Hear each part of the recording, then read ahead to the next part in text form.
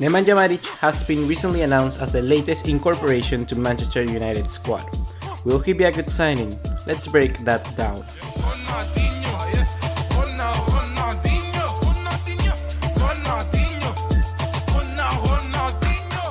What's going on, guys? ¿Cómo están? And welcome you all back again to another transfer news and headlines video here on the channel. Today we'll be taking a look at Nemanja Matic joining Manchester United and the potential incorporation of Mahrez to AS Roma. But before that, I wanted to touch upon three stories that are a little bit more short and sweet, but are definitely worth mentioning.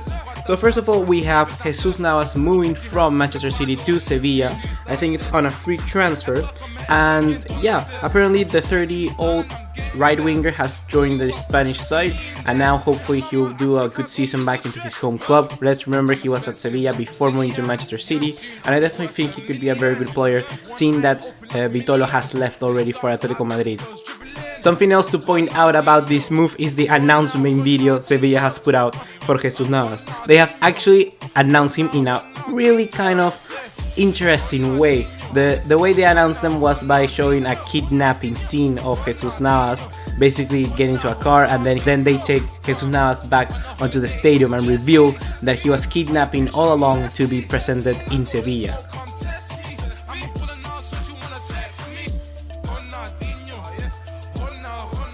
So moving on, the next transfer story of the day comes in the form of Southampton eyeing up a 12 million move for Wesley Hoed as a potential replacement for Virgil van Dijk. I gotta say that this player is really good. He's fast, he's strong, he's tall, and he definitely could come into Southampton and do a similar job to Van Dijk. Even though he's not the best dribller or the best passer, he will be able to provide what they need at the back that currently is a solid defense, to be honest, because the likes of Yoshida and Gardos may not be the best one to keep that position as well. Let's remember that Martin Cáceres also came only in a free transfer, and the likes of Jack Stevens are also progressing through. So they definitely, with Jack Stevens for instance and with Wesley Hoed in the future, they will be able to have a good defense that I think that will keep them very safe and sound at the back.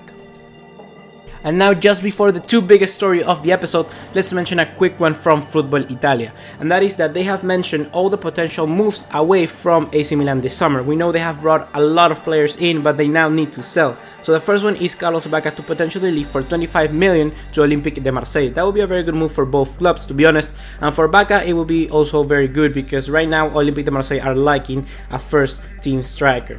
Next up we have Jose Sosa apparently moving to Boca Juniors. Apparently the Argentinian center midfielder has been linked to a return to Argentina with Boca Juniors. In my sense, I gotta say that it will be also a very good move for Jose Sosa. Perhaps he may want to stay at least 1 or 2 more years at Europe because he's still only 30 years old. And yeah, I really don't see why would it be a bad move and why would he move to Boca Juniors once again.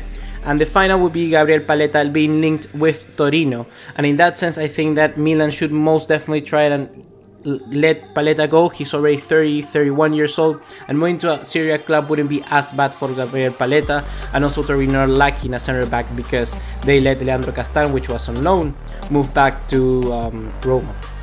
And now moving on to the main course event of this episode, we have Nemanja Matic moving to Manchester United. I gotta say that in my eyes, Nemanja Matic to United is a very good move. Not only are they weakening a rival club, even though they saying that Matic was no longer gonna be a crucial part in Chelsea's system, but to be honest, in my eyes, he's much better than someone like Bakayoko. Right off the park, he's so much better.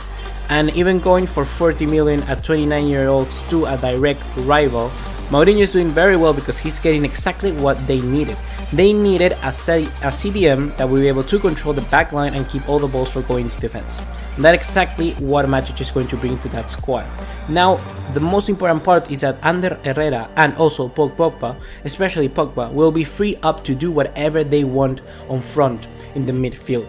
Pogba will be able to just provide and also to control the tempo of the game in a way we haven't seen before because he needed to come back and defend as well. But now with Matic into the squad, they will be able to do something amazing with those two up top.